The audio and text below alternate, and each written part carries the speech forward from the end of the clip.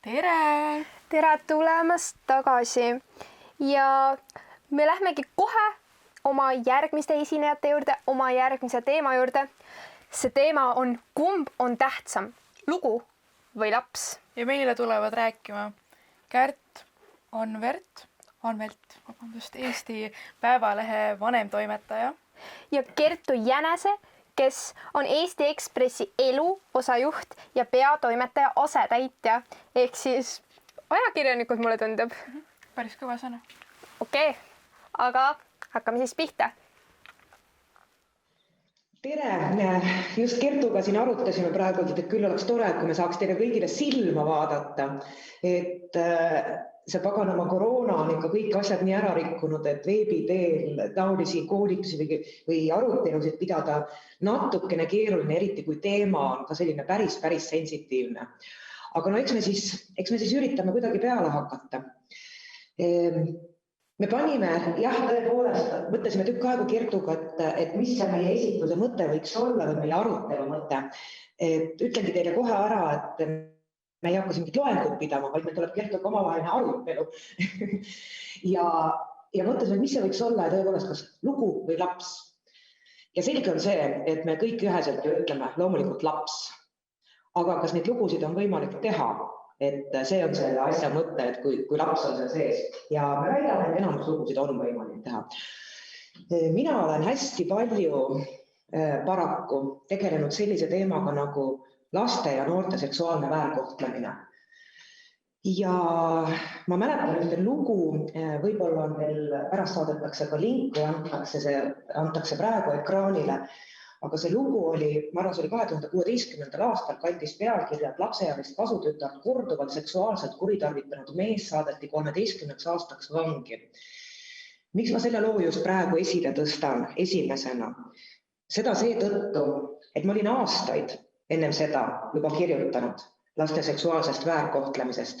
Aga see lugu on siis see, kus me koos politsei ja prokuratuuriga mõtlesime, et aga räägiks nüüd nagu otse, mida nende lastega tehakse.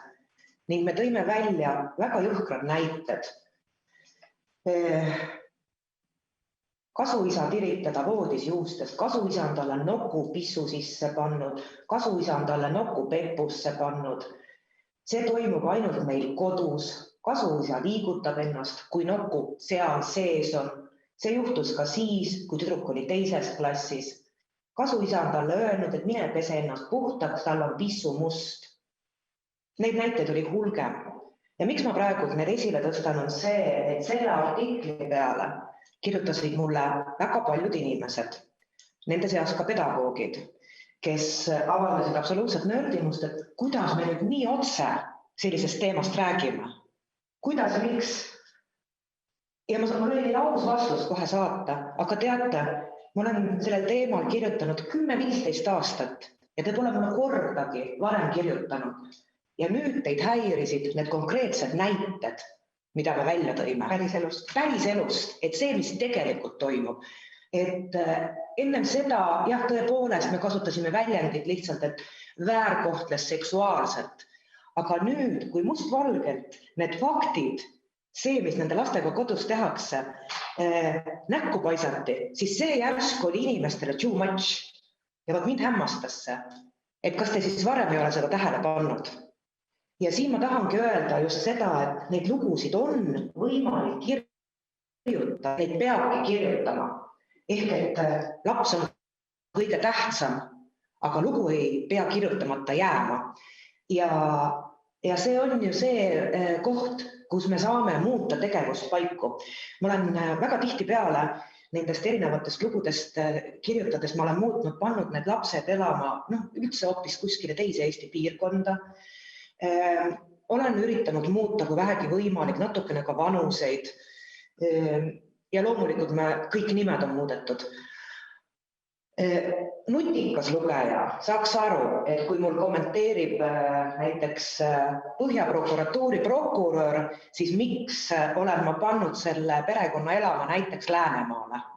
Sest see ei ole mitte absoluutselt Põhjaprokuratuuri haldusala. Aga reeglina lugejad selle peale ei mõtle, seetõttu me saame nendele lastele ikkagi anonüümsuse garanteerida. ma olen hästi palju saanud ka kirju just selle sama pärast, et miks ma pole pedofiili nime välja kirjutanud, miks ma varjan pedofiili.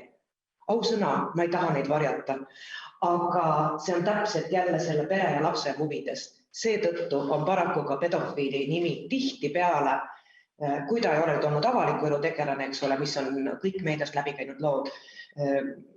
Me teame neid kõiki, eks ole, aga seetõttu on see pedofiili nimi alati ka paraku olnud muudetud puhtalt ja ainult lapse huvides.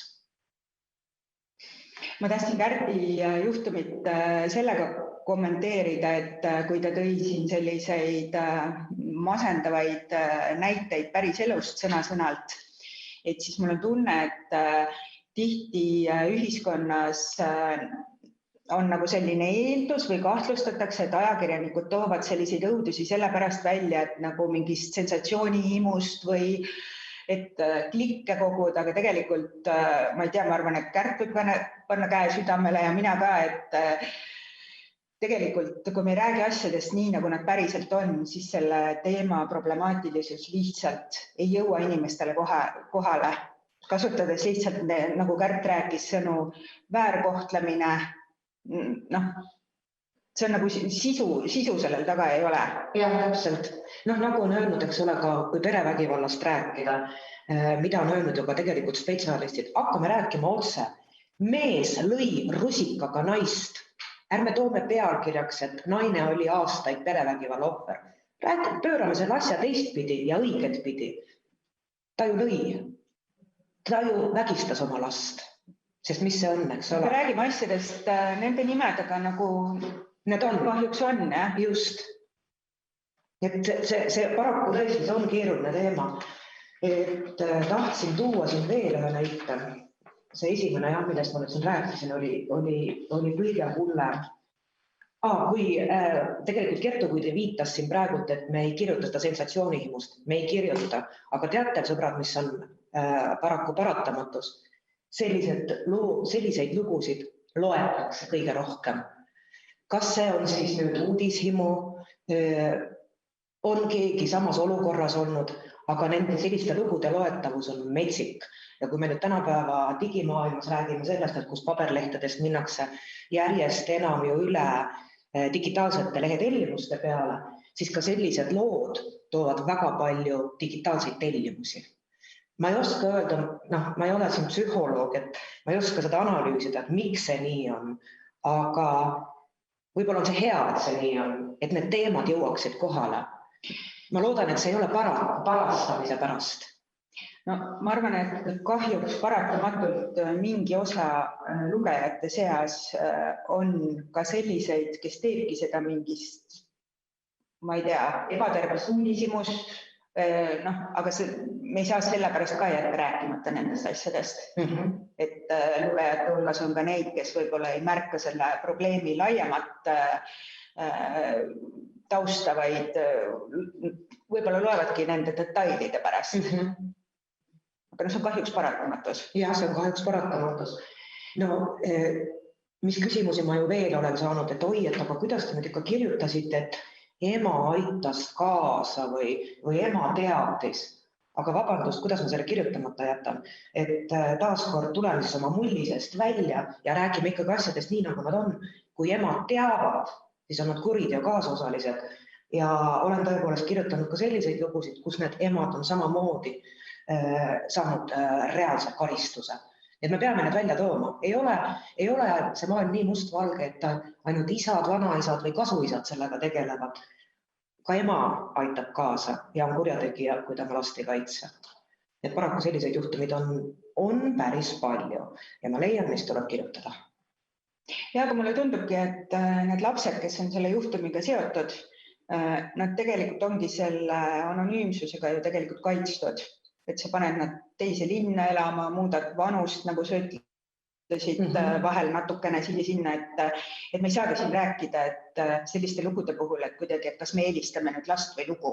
Et last me eelistame juba sellega, et ta ongi anonüümne. Just. Et need osalised on anonüümsed ja neid ei saa selle loo kaudu nagu identifitseerida.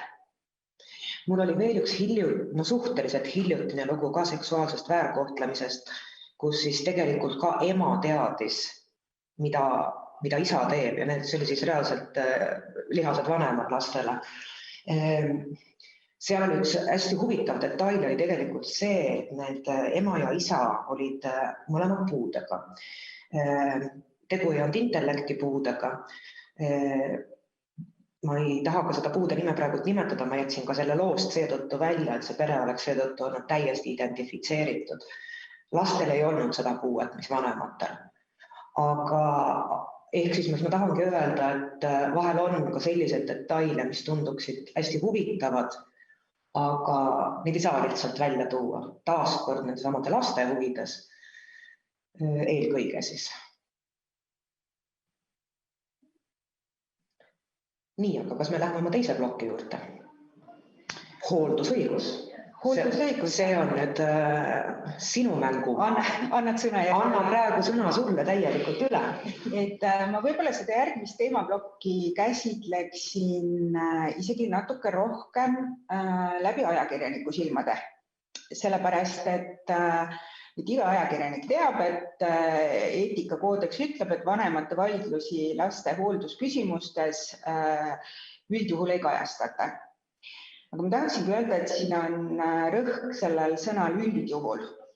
Ja mul on tuua et natukene konkreetsemaks minna, mul on tuua üks hiljutine näide enda kirjutatud loost, kus me siis otsustasime Eesti Ekspressis avaldada ühe isaloo, kes 5 aastat võitles oma laste emaga hooldusõiguse küsimuses. Ja me tegelikult olime selle 5 aasta jooksul selle loo detailidega kursis, et see lugu ei tulnud meile niimoodi äkki lauale, vaid me olime taustaga kursis. Ja loo sisu oli siis see, et isa ainus soov oli saada emaga võrdne hooldusõigus, otsustada lapse tervise ja elu üle ja veeta lapsega niisama palju aega, kui saab veeta lapse ema. Ja 5 aastat kestis see võitlus ja isa jaoks oli kõige raskem koht see, et ta väitis, et laste kaitse kuidagi toetas selles vaidluses väga selgelt ema. Ja arvukad siis kohtuprotsessid lõppesid sellega, et kohus andis nii-öelda õiguse isale, et tal on emaga võrdväärne õigus laste elus osaleda. Ja kui see artikkel oli ära ilmunud, siis ma sain isiklikult päris suure halvakspanu osaliseks. Et kuidas te sellest kirjutate, et selliseid asju ju hooldusvaidlusi meedias ei tohi kajastada. Ja ma tegelikult tundsin ennast ajakirjanikuna natuke manipuleerituna, sellepärast et öeldi, et me ei tohi seda probleemi kajastada sellepärast, et see võib laste heaolu kuidagi riivata. Aga tegelikult selles loos oli üsna võimatu identifitseerida neid lapsi, seda peret, et need, kes selle looga kursis olid, need olid nagu nii kursis ja need olid ka ainsad inimesed, kes võib-olla sellest loost ära tundsid. Ehk siis, et see ajakirjanduseetika koodeks, millega ma olen täiesti nõus, et üldjuhul hooldusküsimusi, eriti kui ema esineb oma nimega ja teeb etteheiteid isale ja isa esineb oma nimega, teeb etteheiteid emale ja siis me ju teame siis, kes on nende laps, mis nimega, mis perekonnanime ta kannab, et siis see tõepoolest kahjustab last. Aga antud juhul oli konflikt nagu pigem isa meelest lastekaitse ja kohtu vahel, et isa nagu tundis, et lastekaitse tegi talle, mitte nüüd lastekaitse üleüldiselt, aga ütleme, et konkreetne lastekaitse. Ja, tegi nagu talle ülekohut. Ja selles suhtes, et me kindlasti nagu peame selliseid lugusid käsitlema, sellepärast, et me ei saa nagu seda probleemi sellepärast maha vaikida, et üldjuhul hooldusvaidlusi ajakirjandus ei käsitle. Ja samamoodi üks psühholoog ütles mulle, et kuidas te sellisest asjast kirjutate, et kas te ei tea, et palju rohkem on hooldusvaidluste käigus psühhopaatides isasid, kes teevad emadele liiga ja püüavad manipuleerida.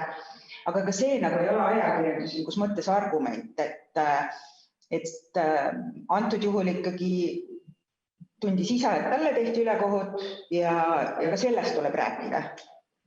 Need hooldusõiguse teemad on ikka tegelikult, ma julgen küll öelda, kõige keerulisemad üleüldse. Et mina võin küll tunnistada, et ma olen nii mitmelgi korral käed üles tõstnud ja öelnud inimesele, kes mu poole pöördub, et palun vabandust, ma ei tee seda lugu. See on just see kord, sellised korrad, kus ma olen tunnetanud, et nii ema kui isa proovivad minuga manipuleerida. Jaa, absoluutselt.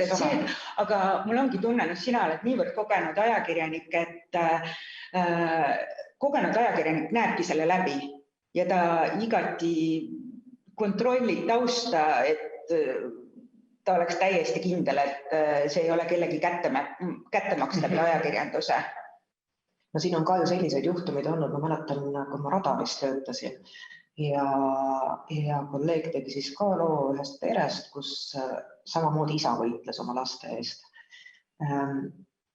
Me varjutasime isegi isa näo, muutsime häält, et ei oleks jumala eest ära tuntav, sellepärast, et ema advokaat saatis kirju, et nii, see lugu tuleb eetrist, see ei tohi eetrisse mitte kunagi jõuda, see on keelatud. Me saime kompromissi, et tõepoolest me ei rikkunud kellegi õigusi ja veel kord nad olid kõik tuvastamata. Aga see on keerulised teemad ja see oli lugu, kus isal oli õigus, tunnetasin mina, radari peatoimetajana toona, et sellel isal oli õigus, ema manipuleeris, ei tahtnud last anda.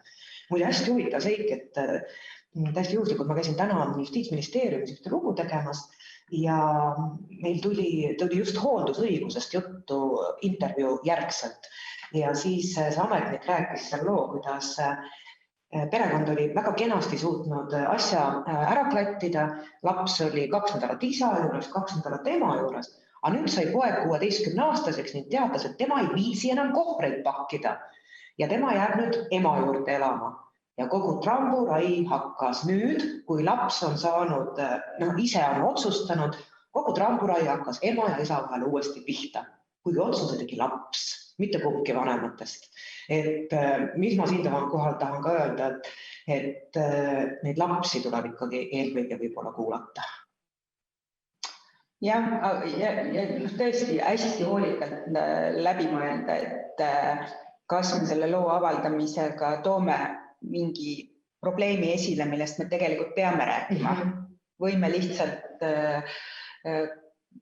kajastame seda, et 2 täiskasvanud inimest ei suuda laste huvides teha normaalseid kokkuleppeid. No ilmselt, Kertu, me sinuga teeme mõlemad ka selliseid lugusid, kus hooldusõiguse viimase trumbina käib siis üks osapool välja selle isa kohta, ema siis isa kohta, et aga tegelikult ta väärkohtles ka meie last. Kahjuks küll ja see on jällegi üks selline tabuteema, millest nagu eeldatakse, et ei tohi rääkida ajakirjanduses, sellepärast, et kui sa on mingi selline kummaline arusaam, et kui tuua see välja, et selliseid asju ka juhtub, siis justkui see nagu õigustaks laste väärkohtlemist. Ma ei tea, kuidas selleni on võimalik jõuda, aga kuidagi selleni jõutakse. Ja tõepoolest aastate jooksul rääkides erinevate ajakirjanikega ja on tulnud tõesti välja mitmeid selliseid juhtumeid, kus aastate kaupa vaieldakse laste hooldusõiguse üle ja viimasena tuleb emale meelde, et isa väärkohtles last. Kuigi see peaks olema esimene asi. Ja tavaliselt, ei tea, kas sellega ka lahutuseni peab ootama just selle tõe välja ütlemisega. Et siin on nagu, ütleme, et ikkagi faktid räägivad selle kasuks, et kahjuks ka selliste teemadega püütakse üksteist nagu nurka mängida, et kõik teavad, et kui ma selle trumbi nüüd välja käin, siis ei julge keegi enam midagi siin kellegi kaitseks välja öelda, kes väidetavalt midagi sellist on teinud. Ja spetsialistid on tegelikult ka seda tõdenud omavahelistes vestlustes, et kui palju tegelikult on tulnud just seda sama vale infot emade poolt, et näed, et ta väärkohtles mu last. Et see on julm, mille kohta me Kertuga alati ütleme, et jumala eest, miks te inimesed ei oska korralikult lahku minna. Aga no näete, ei osata. Sellega seoses, kuivõrd me selle teema lauda tõime, siis jälle taas meenus mulle üks lugu, kus ma kirjutasin ka, et siis lastemaja juht Anna Frank-Viroon rääkis mul seal ja politseinikud ja point oli siis tegelikult see, et kui vanemal tekib kahtlus, reeglina siis emal, et isa on last väärkohtlenud, siis hakkab see vanem ise seda last üle kuulama. Et see päris huvitav case, päris mingi psühholoogidega rääkisime selle loo juurde. Et point oli siis see, et kuidas sa võid hakata seda lapse sõnu, ta on nagu sõnu suhu panema. Ehk et nagu lastemaja ütleb ka, et me reageerime alati absoluutselt igasugusele kahtlusele, aga palun ärge ise üle kuulake, te ei oska seda teha. See laps peab meie juurde tulema, meie peame temaga rääkima. Et selleks on ikkagi välja õppinud spetsialistid, et seetõttu nendest teemadest, miks ma selle just välja tõin, et nendest tuleb kirjutada, neist tuleb rääkida. Et need on olulised teemad. Ainuüksi juba seetõttu, et ka lapsevanemaid endid harida, et veel kord see klikk ei ole meile oluline, et meie töö sisu on siiski vast inimeste silmade avamine. Absoluutselt. Muide, Kertu, kas sul on mõni lugu elus kirjutamata ka jäänud? Me siin korraks viitasin, et mul hooldusõiguste puhul on olnud, aga mul endal meenub ka üks lugu, aga ma küsin sinu käest. Tead, tegelikult ma isegi ei mäleta, et oleks. Tahaks küll üldse praegu tuua näite, et jah, sellepärast, aga tegelikult mul ei meenu isegi sellist juhtumit. Aga sinul? Ja minul on, sellepärast küsin, et mul tuli see järsku meelde. See küll taaskord, see ei seondunud nüüd hooldusvaidlusega, aga laste seksuaalse väärkohtlemisega. Ja juhtus see ühes väikeses Eesti vallas, kus isa tegelikult ilmselt täiesti reaalselt tegelikult väärkohtleski seda oma lapsi. Ma ei taha siin isegi öelda, palju neid lapsi oli. See lugu jäi tegemata seetõttu, et kuivõrd need detailid olid antud juhul nii äratuntavad, et ma oleks võinud selle perekonna ükskõik kuhu Eesti nurka elama panna. Aga see väike vald, kus see pere elas, oleks selle perekonna ära tundnud. Nii et jah, mul on olnud lugu, kus ma eelistasin 100% last ja mitte lugu jäi kirjutamata. Väga hea näide. Ma arvan jah, et see näitab, et me vist ikka ei ole hagijad, eks ju. Me ikka mõtleme inimeste peale. Aga meil on veel üks hull teema. Ma tahtsa siin hooldusõigusest veel ikkagi. Ma arvan, et mitte ma tegelikult tahtsingi öelda, et kas oled nõus liikuma ühe enda loo näite juurde, mis minule lugejana tohutult sügava mulje jättis. Et kui sa tutvustad seda lugu, et siis ma võin pärast omalt poolt ka kommenteerida, et miks. Sa pead ilmselt siis silmas Mika. Ja see paar aastat tagasi, ma arvan, kirjutasin ma selle loo ja me liigumegi nüüd väga keerulise ja karmi teema juurde. Need on enesetapud ja enesetappude kajastamine meedias. Ja paar aastat tagasi ma selle loo kirjutasin, kus siis üks ema rääkis oma täisnimega ära oma lapse enesetapu loo. Ta rääkis detailides, mis kõik sellele eelnes. Ja see tõstatas küsimuse, et kas ja miks me üldse enesetappudest räägime ja veel nii personaliseeritult, et nagu ma ütlesin, inimene oli täisnimega seal, nii ema kui ka see lapse fotod ilmusid meil. Aga et miks ta ei räägi anonüümselt? Et see oli selline päris huvitav kogemus. Ma toon siia juurde kohe, kui ma annan sulle sõna, et see Miikali lugusid puudutas, ma sain aru. Paar aastat ennem seda lugu olin ma kirjutanud omakorda hästi mahuka artikli ka laste enesetappudest. Selle loo pealkiri on Appikarje, miks te meid ei märganud. Ja selle looga oli siis, ma tõin, ma arvan, see oli 7 erineva Eesti lapse lood, 7 erinevat last, kes olid ennast ära tapnud. Ja nende stoorid, mõne puhul ka päeviku katked lausa avaldatud. Ja see lugu tuli minu juurde niimoodi, et politsei noorsootöötaja lihtsalt helistas ja ütles, et Kärt, me ei jaksa enam, et nii palju on neid enesetappe, mis oleks võinud ära jääda, mis oleks võinud olemata olla, et kirjutame. Ja nad andsid üle Eesti, siis ma sain erinevaid lugusid nii Põhja, Ida, Lõuna kui Lääne prefektuuridest ja avaldasime need anonüümselt. Selles mõttes, et muutsime laste nimed, eks ole, natukene taaskord ka elukohti, ei öelnud, kus see toimus, et kui toimus Ida-Virumaal, kolime selle Tartusse näiteks, ühesõnaga muutsime hästi palju detaile. Ja me ei kirjeldanud ka seda viisi, kuidas need lapsed ennast tapsid. Ja selle järgselt ma nii hästi mäletan ühte e-maili, mis mulle siis saatis üks suitsiidide uurija. Selle e-maili sisu oli see, et nii Kärt Anvelt, et kui nüüd aasta pärast selgub, et veel rohkem lapsi on ennast ära tapnud, siis võtke see enda südametunnistusele. Ehk et see oli see hetk, kus oli nii-öelda poliitika, et ei, et suitsiididest me absoluutselt rääkida ei tohi. Jumala eest, neid pole olemas, eks ole. Lükkame selle teema taaskord kalevi alla. Siis, kui ma tõin välja paar aastat hiljem selle Miikali loo, siis ma selliseid kirju enam ei saanud. Ja sina, Kertu, vist ütlesid mulle, et nüüdseks on ka nii-öelda see poliitika muutunud selles mõttes, et suitsiididest võib rääkida, aga me ei tohi rääkida sellest, kuidas seda on tehtud. Kas oli, kui me alustasime? Mul on küll tunne, tähendab, ma toon isegi konkreetse näite, et sügisel oli Eesti Ekspressis 2 lugu. Oli ühest noorest naisest, kes oma nime ja näoga rääkis sellest, mida ta tundis, kui tema ema tegi enesetapu. Ja siis oli üks noor naine, kes rääkis oma enesetapu katsetest, mis algasid. Esimene katse oli, kui ta oli 12-aastane.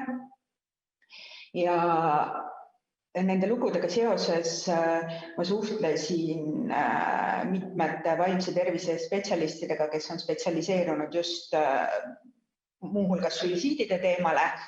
Ja nad ütlesid, et tõepoolest, et tegelikult nad ei hoia enam sellest kinni, et sellest ei tohi rääkida. Et küsimus on lihtsalt selles, kuidas me neist räägime. Et tegelikult aastad on näidanud seda, et see, et me oleme selle täiesti kalevi alla pannud selle teema, kõige kurvem eriti laste enesetappude teema,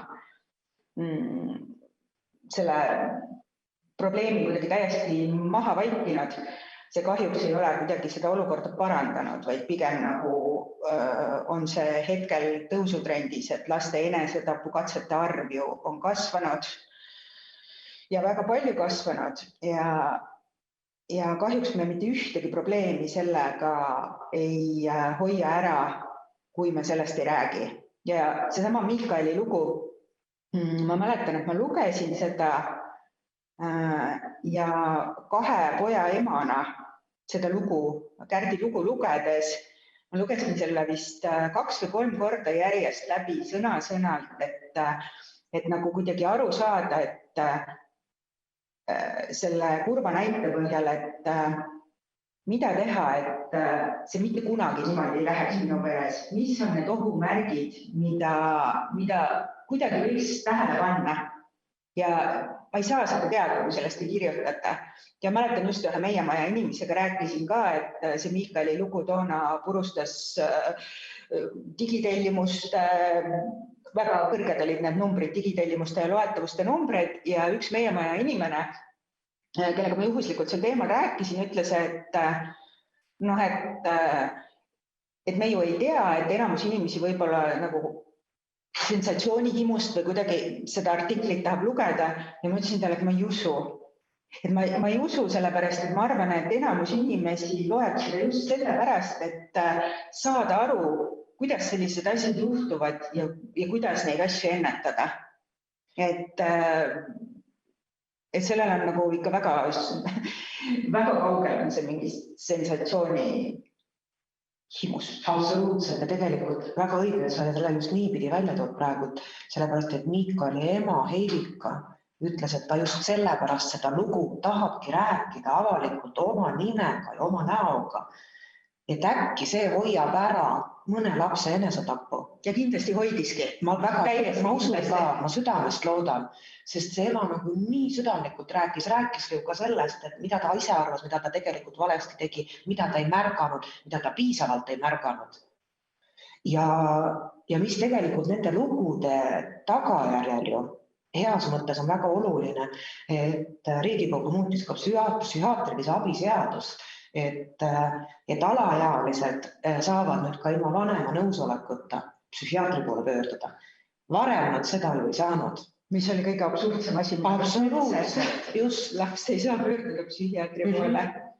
Nii et ma arvan, et midagi me oleme siin elus ikkagi head ja olulist teinud. Aga ma usun kindlasti, et selle võti on suhelda vaimse tervise spetsialistidega, kes selle teemaga on hästi kursis ja kuulata nende nõuandeid, et mida taolistes lugudes võiks vältida, et mitte kogemata kedagi innustada. Just. Ja näiteks konkreetselt, kui Eesti Ekspressis sügisel 2 selleteemalist lugu oli, siis ma püüdsin väga hoolikalt neid nõuandeid järgida, mis tähendab seda, et me mitte kunagi, nagu juba Kärt ütles, ei kirjelda seda viisi, kuidas inimene üritab endalt elu võtta, vaid me kirjeldame seda, mis sellele eelnes, mida oleks me saanud märgata, selliseid asju. Just. Me ei kirjelda, kuidas nagu noor inimene, mis vahenditega ta püüab elust lahkuda. Ja ma arvan, et iga vähegi eetiline ajakirjanik, ma ikkagi usun, et neid on enamus, ei tee seda. Ja kes on suurepärane spetsialist tõesti, et kui kahtled, kellelt nõu küsida on peaasi.ee Anna-Kaisa Oidermaa, suurepärane, 2 jalaga maa peal olev naine, kes tõesti väga-väga head nõu annab, et mina olen temalt küll saanud suurepärased nõuandeid. Väga soovitan. Ja, mina konsulteerisin põhjalikult Merike Sisaskiga, kes kirjutas ka nende samade lugude tuules meile oma poolt arvamusloo suitsiidide teemal ja ka tema toona mainis, et sellest tuleb rääkida. Et see on nagu natuke ajale jalgu jäänud see sama ajakirjanduseetika, tegelikult ta ei ole ajale jalgu jäänud, sellepärast et see eetikakoodeks ütleb, et enesetapukatsete ja enesetappude uudisväärtust tuleb tõsiselt kaaluda. Ja tegelikult seda me ju teemegi, et miks me kirjutame. Me kirjutame selle pärast, et ükski noor inimene ei peaks leidma, et tema ainus valik on elust lahkuda. Et vanemad seda märkaksid ja ma ütlen veel kord, et see Miikali lugu mul oleks nagu tohutult hinge lapsevanemana. Ta on tore kuulda. Ja ma tean, et paljudel oleks. Ja midagi pole teha, kui seal taga nagu ei ole nagu reaalset inimest, siis see lugu jääb meile kaugemaks. Et antud juhul seal oli taga inimene. Ma kujutan ette, et seal oli kindlasti oli seal peres veel lapsi. Ja noorem vend oli ka sellel poisil. Jah, et kui me nüüd küsime, et ma loodan, et selle otsuse tegigi ema parimast tahtes lähtudes, et kas me peaksime teiste pereliikmete pärast jätma sellise loo kirjutamata, tema õdede-vendade pärast on ja. Aga ma usun, et seal peres oli ikka kõik läbi räägitud. Just, et me teeme seda selle pärast, et ja ma olen natuke jälginud selle perekonna käekäiku ja mulle tundub, et see nooremal poisil läheb hästi, et ta on hästi. rõõm vaadata. Muidugi seda perekonda aitas väga-väga palju usk, et tegemist on tõsiuskliku perekonnaga. Et jah, nemad loodavad kokku saada tänu Jumalale. Aga samas meenutades korra veel selle noore naise lugu Ekspressis, kes rääkis, kuidas ta oli hilisteismeline ja tema enda ema tegi enesetapu, siis see naine rääkiski seda, et ta tundis ennast nii halvasti, et mitte kuskil mitte keegi ei rääkinud enesetappudest. Ta tundis, et tema pere on midagi äärmiselt nagu arusaamatut, mingi selline perekond, keda tegelikult ei olegi olemas ühtegi sellist perekonda. Et ka see nagu inimene ise, kelle peres oli see traagiline sündmus toimunud, ütles, et tal oleks olnud nii tohutult abiks, kui ta oleks mingeid lugusid lugenud. Ta tundis ennast süüdi. Ta tundis süüdi ennast ja ta tundis ennast süüdi just sellepärast, et talle tundus, et kuna need teemad vaikitakse maha, siis kuidagi, ta seostas seda kuidagi oma süükondaga. Et hästi kurvad teemad, aga neist tuleb kuidagi rääkida. Ja minu nagu sügav veendumus on ikkagi see, et see kahjuks ei jõua. Ma tean, et kõik tahaksid ideaalis laste enesetappudest rääkida sellisel viisil, et olge oma lastega palju aega koos, kuulake neid, armastage neid ja siis kuidagi selle niimoodi ennetavalt, et me ei peakski üldsegi kunagi mainima, et lapsed teevad enesetapukatseid. Minu ideaalmaailm see muidugi oleks, et ma selliseid lugusid ei peaks mitte kunagi kirjutama või nende peale mõtlema, sest see sööb tegelikult ajakirjaniku ennast absoluutselt ka. Absoluutselt, jaa. Aga kahjuks nagu, sellega me ikkagi selle probleemi vaikime maha. Nii, aga siis, kas on meile küsimusi? Ja just nii ongi. Meil on teile siis ka küsimused, et seda oli muidugi väga huvitav kuulata. Aitäh teile, et te nii avatult ja nii rõõmsalt ja meil oli tõsistel teemadel. Aga meil oli ka endal väga-väga huvitav kuulata ja väga selline hea kontrast tekib ka selle vahel, et enne meil olidki lastekaitsetöötajad, kes ka ajakirjanikest rääkisid ja nüüd ka ajakirjanikud, kes siis ka rääkisid lastekaitsetöötajatest ja kui hästi siin tuleb välja selline omavaheline koostöö ja need erinevad seisukohad samal ajal, et see on tõesti väga-väga vinge. Aga nüüd me võime vist küsimuste juurde minna. Muidugi, nüüd lähemegi küsimuste juurde. Nüüd oli väga palju küsimusi. No nii, Aliide. Esimene küsimus on siis, et kuidas ajakirjanik iseenda vaimset tasakaalu ja heaolu saab hoida selliste väärkohtlemiste teemadega tegeledes? See kõik võib ju täitsa tükkideks tõmmata. Kuidas jääda taoliste lugude kajastamisel erapooletuks? Ma arvan, erapooletusega pole probleemi. Ma ise küll tunnetan, et ma olen küll erapooletu olnud. Aga su küsimuse esimene pool, et kuidas ise ellu jääda sellega, et täpselt see, mis me siin tegelikult Kertuga oma pisikese ettekande lõpus ütlesime, et kui need lood söövad ajakirjaniku ennast, et vaata, siin ongi see küsimus, kuidas sa nende asjade kõrvalt ellu jääd ja oma vaimset tervist hoiad. Et pigem on see keeruline. Vähemasti minu jaoks. Aga äkki selle sama asjaga, et endale nagu ka meelde tuletada, et kedagi see aitab. Jaa, kindlasti. Et kedagi see aitab selle loo, see, et ma selle loo kirjutasin.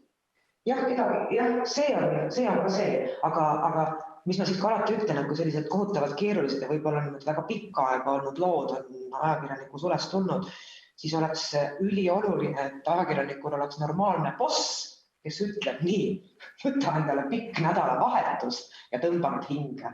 Et mul õnneks on selline boss, mul on sellega korras kõik.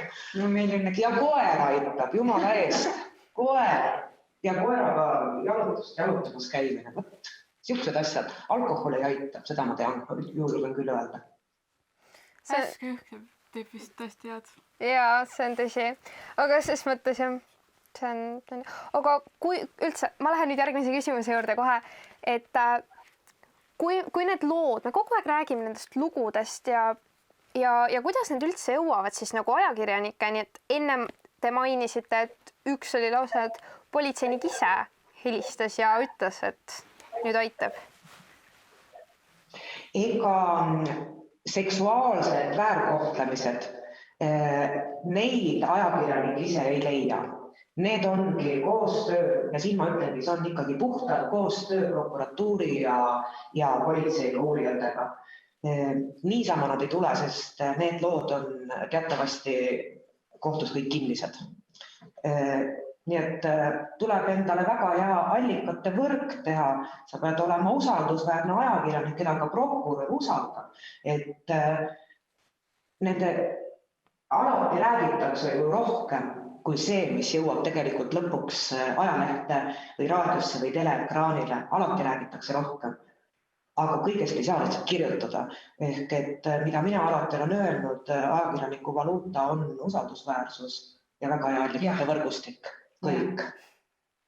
Aga üks selline märkus siia juurde, et küll teisel teemal, et kui tavaliselt kuidagi vist see eelarvamus on selline, et kui on mingi väga selline traagiline lugu, et siis ajakirjanik on hästi kaua käinud sellele inimesele järgi ja palunud, et tule nüüd räägi, et see on nagu, siin on lugu, siis mina võin öelda, et jällegi väga paljud inimesed, kes on midagi traagilist läbi elanud, nad tulevad ise, ütlevad, ma tahan rääkida oma loo, sest see võiks kedagi aidata. Kui mina oleksin teadnud, et selliseid lugusid on juhtunud ka teistega, oleks see mulle abiks olnud. Ja kui ma selle loo nüüd välja räägin, see on mulle teraapia eest. Et lihtsalt nii see ongi, et millega pärast seda ei taheta.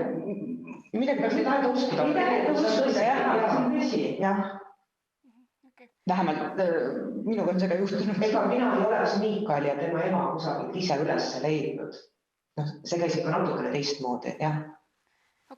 Poliitilised lood, kus sa teed ise väga kõva tööd, aga sellist inimeste lood, need tulevad jah ikka kuidagi teistpidi ringiga sinu juurde. Ja teine asi on see, et mina isiklikult olen allikalt küsinud mitu korda, et ma tahan, et sa räägid selle loo ainult juhul, kui sa arvad, et see aitab kuidagi sind ja sinu saatlusekaaslasi. Ma olen selle kohe lausa mitu korda nagu üle küsinud, et ära räägi lehe pärast, et räägi selle pärast, et... Ja mõtle läbi, kas sa tahad seda rääkida, sellepärast, et see jääb ajalukku. Just.